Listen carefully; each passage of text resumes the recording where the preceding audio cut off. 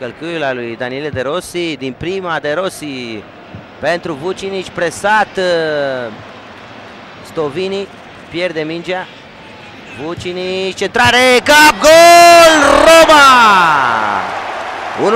1-0, minutul 13, Roma deschide scorul după o centrare perfectă a lui Vucinic.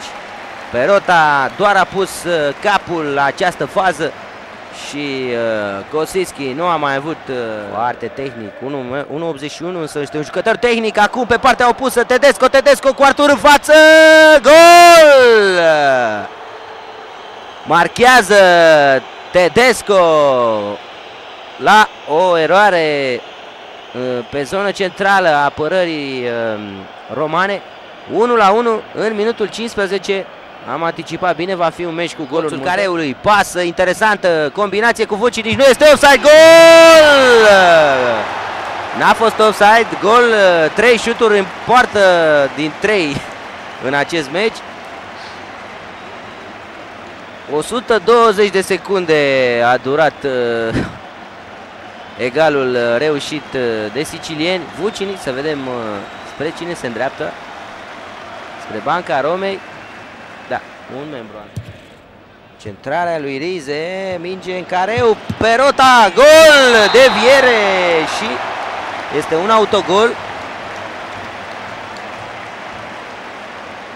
Deși șutul a fost al lui Perota, în opinia mea este autogolul lui Terliți. Să așteptăm reluarea. Comentatorul italian l-a dat ca marcator pe Perota, însă în opinia mea este în afara jocului. Vine Mascara și este gol, ceea ce vă spuneam, o bombă a lui Mascara, 3-2, o bombă care reaprinde meciul, o schemă perfect reușită și așezare arțăgoasă a Cataniei, pasă, nu este offside, Morimoto, față cu Artur, Morimoto, gol!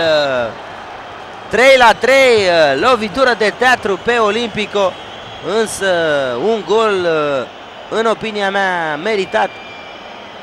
Morimoto le face zile negre romanilor. Iată faza, nu este offside, o pasă cu exteriorul extra. Pizarro bate direct și gol! Gol! Rodrigo Tadei cred că a marcat. Sau Panucci, nu? Cristian Panucci reușește să înscrie în sfârșit o